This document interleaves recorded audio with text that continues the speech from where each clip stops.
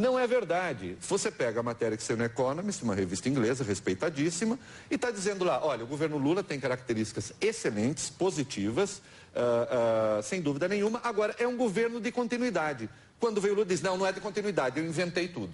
Essa coisa do nunca antes na história desse país, a ideia de que ele pariu Mateus, a ideia de que antes dele havia o caos, isso daí é uma tentativa de se endeusar em vida.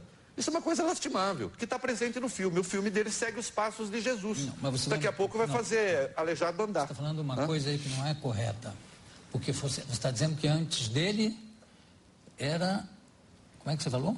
Eu não sei, antes do caos, eu falei? Foi isso, Mas não é isso. Antes era o verbo. Antes era o verbo, exatamente. No princípio era o verbo, é o próprio Deus. No princípio era o verbo. No princípio era o verbo, que é o princípio... Depois é que vem o Lula. Depois é que vem o Lula, exatamente. Vem depois do verbo. Conjugando todo o verbo, inclusive certinho. Você sabe que o Lula é uma coisa... O governo Lula é muito bom. Eu quero fazer justiça ao presidente Lula. Ele ensinou o ministro da Justiça a conjugar o verbo intervir.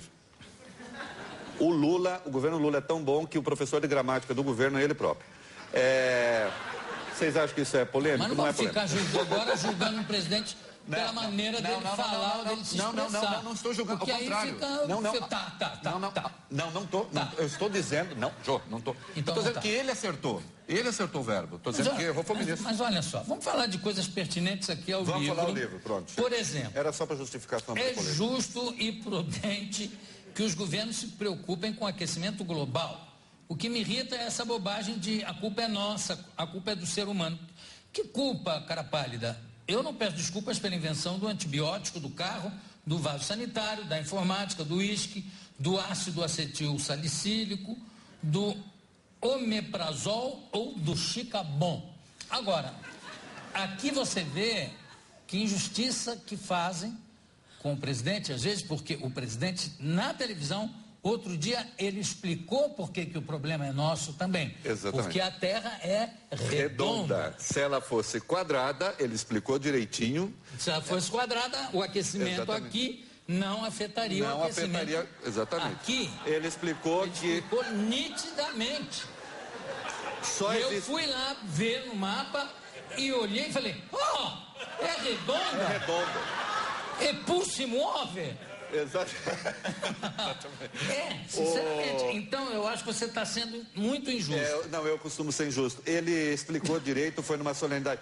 Está no site do Jornal da Globo, é muito bom. Ele explicou que só existe esse problema porque quando a Terra vira, ela passa para aquela área poluída. Se fosse quadrada, a 200 quilômetros não aconteceria nada. Nada, ficava só aquela poluição aqui. É uma fatalidade que as coisas... Onde é que você vai passar as férias? Fora da poluição. Viajava. É uma revolução, não tenho dúvida. E só essa coisa do aquecimento global, você me permite? Não permite. Deixa eu acabar de ler aqui, depois você volta. Tá bom. Desde certa feita, R$2 de esmola. O jeito achou pouco e me xingou. Tomei o dinheiro de volta. Quem dá aos pobres empresta a Deus. Quem é didático com eles começa a escrever um evangelho. Que coisa... Malvadinho. Tem uma coisa no Brasil do coitadismo. Você não pode, hoje, você não tem o direito de ser uma pessoa talentosa, bem-sucedida, que faz as coisas direito, se você não tiver uma história triste para contar. Então, assim, é como se você veio da classe média, se você comeu, se você teve cama para dormir, você está condenado a ser um idiota.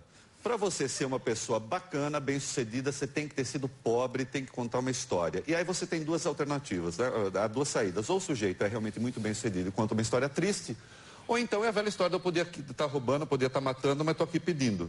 Não é isso? O cara, eu dei R$2. Ele falou, tem R$2, só R$2, ô vagabundo. Vagabundo. Eu falei, então nem R$2. E tirou? Eu tirei porque, enfim. E o que ele falou? De vagabundo para baixo.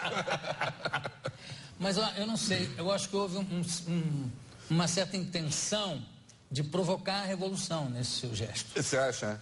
Acho que sim. Eu acho que os comunistas antigamente diziam que a gente deveria extremar as contradições para poder fazer a revolução. Um quarto de empregada com 1 metro por 1 metro.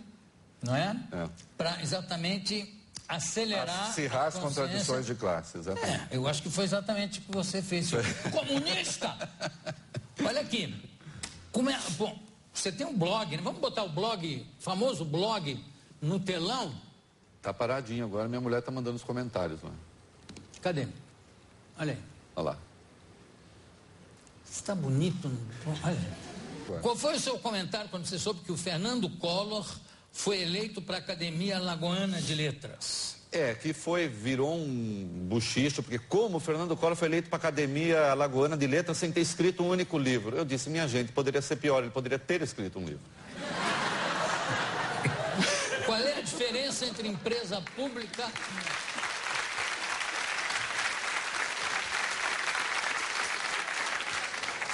Qual é a diferença entre empresa pública e privada? Eu não sei se eu vou lembrar, mas geralmente a empresa pública... Eu tenho aqui, se você quiser aliás, se ver...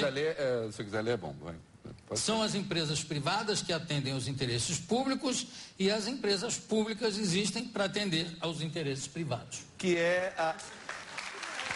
Você sabe muito bem... Existe uma onda hoje no Brasil do neoestatismo, que se não for o Estado, nada acontece.